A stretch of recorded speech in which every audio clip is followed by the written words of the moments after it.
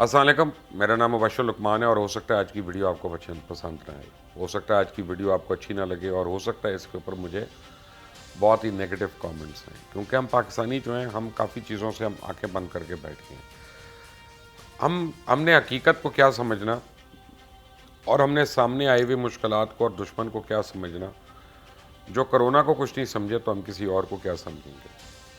ہم پوری دنیا میں لوگ اس سے مر گئے ہیں، لاکھوں لوگ مر گئے ہیں، لیکن ہمارے لیے وہ پروپیگنڈا ہے اور ہم اسی طرح جو ہے وہ رونا پٹنا ڈالا ہوا ہے کہ یہ پروپیگنڈا ہے اور یہ کوئی فرق نہیں پڑتا۔ خیر اینیوے، ہم 2-3 دن سے جب پاکستان کے مختلف حالات کا موازنہ کر رہے تھے تو ایک چیز بار بار خیال میں آ رہی تھی کہ وہ کہتے ہیں نا کہ ہسٹری ریپیٹس اٹ سیلف۔ تو آج جو کچھ ہو رہا ہے کیا ہم نے ہسٹری میں پہلے ہو چکا ہے جو ہم اس کو ریپیٹ کر رہے ہیں؟ کیا وہ غلطی ہو چکی ہے پہلے؟ اگر ماضی بعید کی ہم بات کریں، ہم کو رومنز میں چلے جائیں، بائزنٹائن امپائر میں چلے جائیں یا اینشنٹ ایجپشنز پہ چلے جائیں، تو بڑا اس کا آسان جواب ہے کہ وہ زمانے کی بات ہے، آج وہ لاگو نہیں ہوتی۔ لیکن ماڈرن ہسٹری میں ایسے حالات جو اس وقت پاکستان کے وہ کہاں پہ ہوئے؟ تو آپ یاد کریں سوویت یونین کو، شاید ہو سکتا ہے کہ انلیس آپ کی عمر کو 25 سال سے چھوٹی ہے تو آپ سارے اس سے واقف ہوں گے کہ سوویت یونین کے کس طرح ٹکڑے ٹکڑے ہوئے۔ اور سوویت یونین اس وقت جو ہے اس سے 2 سال پہلے یا 3 سال پہلے اس کی کیا حالت تھی اور 3 سال کے بعد وہ ٹکڑے ٹکڑے ہو گیا۔ کوئی نہیں سوچ سکتا تھا کیسا ہوگا، کوئی اس وقت اپنا یہ پریڈکشن نہیں دے سکتا تھا کہ یہ ایک دم کولیپس ہو جائے گا سوویت یونین، کیونکہ جب معیشت کولیپس ہوتی ہے، جب اکانومی کولیپس ہوتی ہے، جب 5-5 ہزار روبل کی ایک ڈبل روٹی ملنے دو بھر ہو جائے اور مشکل ہو جائے، تو پھر ان کی 3 ملین کی ریجمنٹڈ فوج ان کو نہیں بچا سکی، ان کے ہزاروں نیوکلیر ویپنز ان کو نہیں بچا سکے، ان کی جہاز بنانے کی صلاحیت ان کے کام نہیں آئی، ان کے بحری جہاز اور سب مرینز بنانے کی صلاحیت ان کے کام نہیں آئی، کیونکہ جنگ دشمن سے نہیں افلاس سے تھی، جنگ کسی بڑی طاقت سے نہیں غربت سے تھی، جنگ کسی بیرونی حملہ آور سے نہیں اپنے اندر بھوک اور ننگ سے تھی۔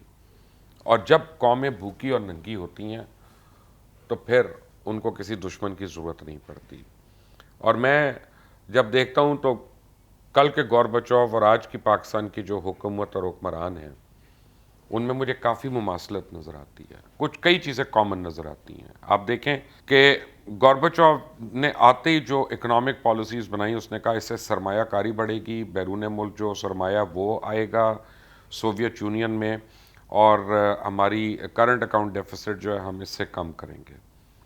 پاکستان میں ہم نے یہی کیا، ایف بی آر کو ہم نے ریویم کرنے کی کوشش کی، اسٹیٹ بینک کو ہم نے ریویم کرنے کی کوشش کی، اپنی فسکل پالیسی اور فسکل ڈیٹ کو ریویم کرنے کی کوشش کی، اس سے ہماری جتنی اکنامک ایکٹیویٹی ہے جو تھی وہ بھی کھڑی ہو گئی، سوویت یونین میں بھی کھڑی ہوئی، پاکستان میں بھی کھڑی ہو گئی۔ پھر گورباچوف جو تھا وہ پتہ نہیں نشے میں تھا یا کس چیز میں تھا، لیکن اس نے ایسی پالیسیز بنائیں کہ وہ ہر جگہ سے ٹکراؤ ہو گیا، خاص طور بیوروکریسی سے، اور انہوں نے اس کے لیے کام کرنا چھوڑ دیا، اور بڑی سخت بیوروکریسی تھی ان کی، بڑی سٹرانگ بیوروکریسی تھی، اور وہ اکثر کہتے تھے کہ یہ بیوروکریٹس ہمیں کام نہیں کرنے دیتے۔ نتیجہ سوویت یونین 15 ریاستوں میں ٹکڑے ٹکڑے ہو گیا۔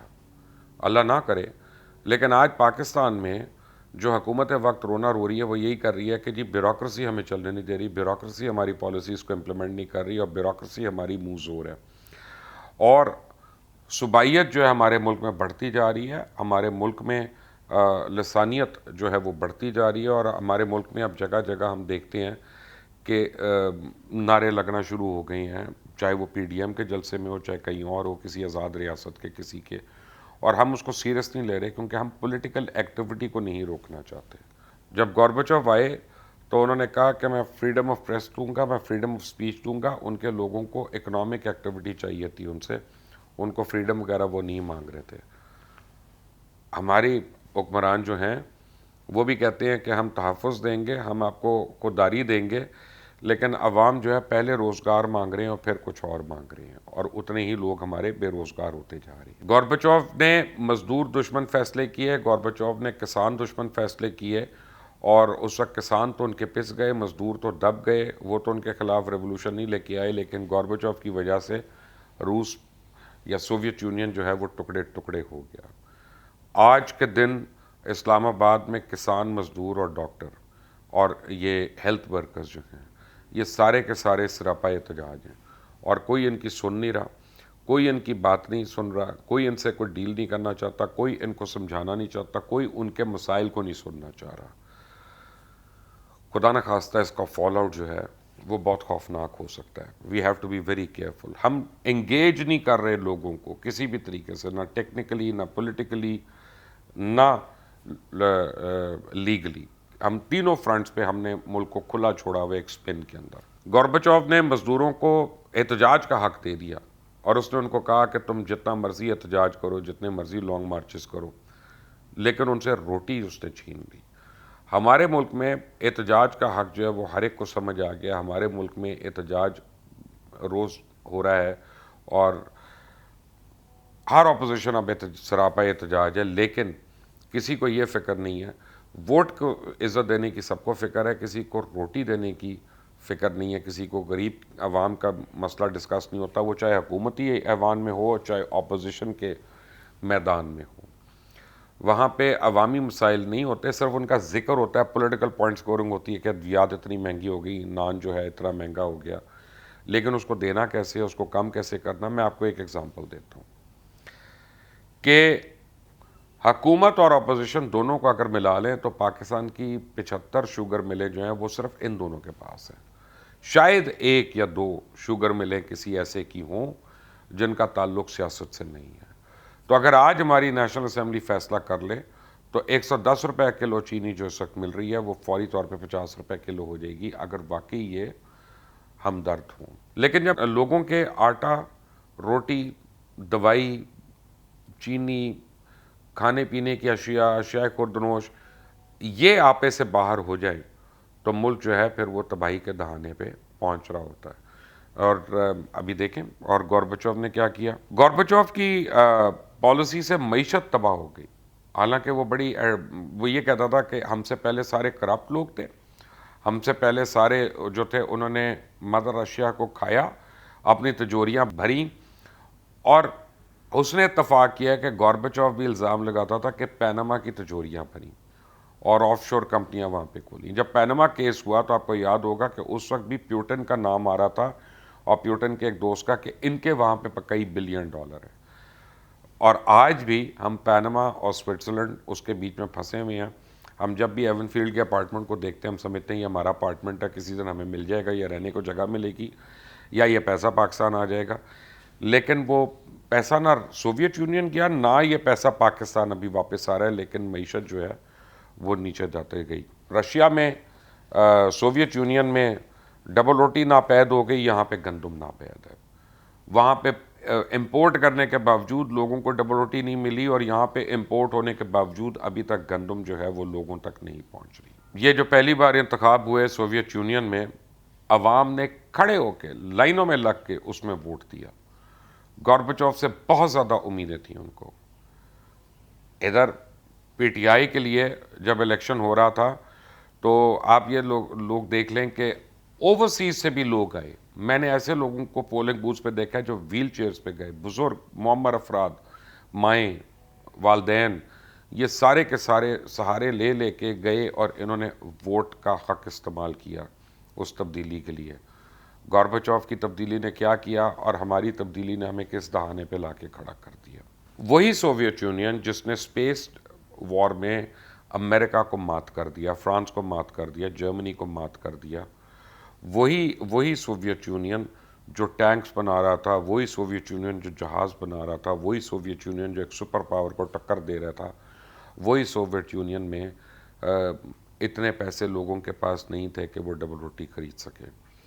وہی پاکستان جو واحد دنیا کی مسلم ریاست ہے جو ایک نیوکلیئر پاور ہے، وہی پاکستان جس کے اندر سیکنڈ ورلڈ انفراسٹرکچر ہے، موٹر ویز کا اور سڑکوں کا ایک جال پھیلا ہوا ہے، وہی پاکستان جو خود ٹینک بھی بنا رہا ہے، خود JF-17 تھنڈر بھی بنا رہا ہے. وہاں پہ اس وقت آٹا جو ہے اس کے لیے لوگوں کو لائنوں میں کھڑا ہونا پڑ رہا ہے اور ان کو مشکل سے مل رہی ہے.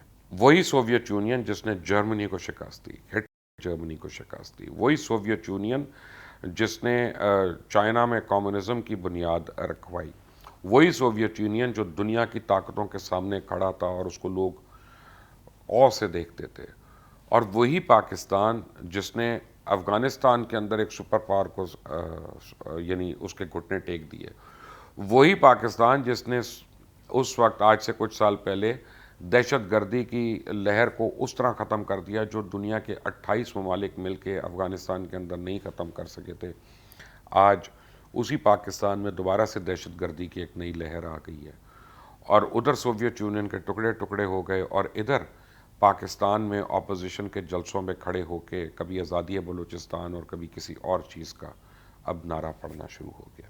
امریکہ کولڈ وار میں رشیا کو اتنا نقصان نہیں پہنچا سکا جتنا، یا سوویت یونین کا اتنا نقصان نہیں پہنچا سکا جتنا سوویت یونین کے اپنے اندر موجود اس کے سیاستدانوں نے اس سو کالڈ آزاد الیکشن کے بعد اپنے آپ کو اور اپنے ملک کو اور اپنی پوری یعنی اس ریاست کو نقصان پہنچایا۔ وہ ٹکڑے ٹکڑے ہو گیا، اور آج ہماری سیاست میں ہمارے ادارے جو ہیں ان کی سبکی ہو رہی ہے۔ ہماری سیاست میں پوائنٹ سکورنگ کے لیے ہم اداروں کو کمزور اور لاغر کرنے کے درپے ہیں۔ ہم اپنی سیاست کے پروموٹ کرنے کے لیے اپنی عدالتوں کو بھی ہم الزام لگانے سے باز نہیں آ رہے۔ یاد رکھیں کہ ہمیں ہندوستان نے اتنا نقصان نہیں پہنچایا، ہمیں را اور ان کی آئی بھی اتنا نقصان نہیں پہنچا سکتی جو خود ہم پہنچا سکتے ہیں اپنے ملک کو۔ گورباچوف میں اور آج کے پاکستان میں ایک بہت بڑا کامن فیکٹر تھا، اس کی گورننس بہت ویک تھی۔ وہ چند اس کے گورنرز تھے جن کے اوپر وہ بہت ریلائی کر رہا تھا، اور آج کے پاکستان میں گورننس بہت کمزور ہے۔ آپ دیکھیں قیمتیں جو ہیں اس آسمان سے باتیں کر رہی ہیں، حکومت کے نرخ اور ملنے والے نرخ ان میں زمین آسمان کا فرق ہے، ادویات ناپید ہو چکی ہیں، اور دو لوگ ایسے پنجاب میں اور کے پی کے میں جن پہ وزیر اعظم کو اتنا اعتماد ہے کہ وہ کسی سے ان کے متعلق بات سننے کو تیار نہیں ہے۔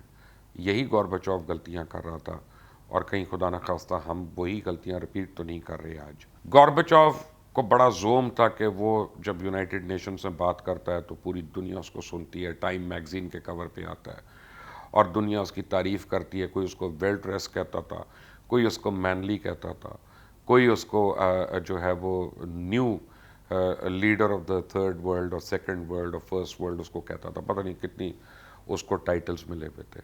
اور ہم بجائے اپنے ملک کو دیکھنے کے اپنے اپنے لیڈر کی ہم یہ تعریف کر رہے ہوتے ہیں کہ وہ بغیر پرچی کے تقریر کر رہے ہیں، اور وہ کھیڑیوں میں گئے ہیں، اور وہ شلوار کرتے میں گئے ہیں، انہوں نے 10 منٹ کی جگہ 15 منٹ کی جگہ 45 منٹ تقریر کی، اور اتنا یہ ہوا، ٹائم میگزین نے یہ کور دیا، فلاں نے یہ کور دیا۔ لیکن ایکچولی جو کور ہے وہ ہے جو ہمارے لوگوں کے حالات ہوں گے، وہ ڈٹرمن کریں گے کہ کون سا ہمارا لیڈر جو ہے وہ کتنا احسن ہے ہمارے لیے۔ سوویت یونین ہر لحاظ سے طاقتور قوم تھی اور طاقتور ملک تھا، لیکن بری معاشی پالیسیز نے اس کو تباہی کے دہانے پہ دھکیل دیا۔ وہاں پہ دہشت گردی تو نہیں اس وقت اس طرح کی ہوتی تھی، لیکن لا لیسنس بہت زیادہ ہو گئی، مافیاز کی لپیٹ میں آ گیا۔ پورے سوویت یونین میں prostitution mafia, disco mafia, alcohol mafia, drug mafia, entertainment یعنی فلم انڈسٹری میں مافیا، اور سنگرز کے اندر مافیا، یہ ساری مافیاز جو تھیں عام ہو گئی تھیں۔ پھر بریڈ مافیا آ گئی، اور پھر وہاں پہ شوگر مافیا آ گئی، اور پاکستان میں آپ دیکھیں آٹو موبیل کی مافیا، پاکستان میں فوڈ مافیا جس میں چینی بھی ہے، آٹا بھی ہے، جس میں میدا بھی ہے، اور جس میں ادویات بھی ہیں، یہ بھی ایک الگ مافیا ہے۔ اور ہماری بھی بہت سی مافیاز جو ہیں وہ یہاں پہ آ کے انہوں نے اپنا گڑھ بنا لیا ہے۔ ہو سکتا ہے وہاں پہ مافیاز تو ابھی بھی ہیں پرانے سوویت یونین میں، یا ٹکڑے ٹکڑے جو ہوئے ہیں اس کے رشیا میں اور دیگر ریاستوں میں، لیکن وہ ریاست ختم ہو گئی ہے۔ تو آج ہمیں یہ فیصلہ کرنا ہے، ہم نے مافیاز کو بچانا ہے یا اپنے ملک کو بچانا ہے؟ ہم نے جمہوریت کو بچانا ہے، اپنے ملک کو بچانا ہے؟ ہم نے ریاست کو بچانا ہے، ہم نے اپنے بچوں کے مستقبل کو بچانا ہے؟ فیصلہ آپ پہ۔ میرا کام ایک ویسل بلور کا کام ہے، میرا کام آپ کو باور کرا دینا ہے۔ میں کو تھانے دار نہیں ہوں کہ آ کے میں قانون نافذ کرنا شروع ہو جاؤں لوگوں پہ، لیکن کیا آپ اور ہم مل کر تیار ہیں اپنے ملک کو اثر نو اس کو بدلنے کے لیے، صحیح راستوں پہ لے جانے کے لیے، کہ ہم ماضی قریب میں جو سوویت یونین کا حشر ہوا ہم نے اس سے کچھ نہیں سیکھنا، پھر اللہ ہی مالک ہے۔ اللہ حافظ۔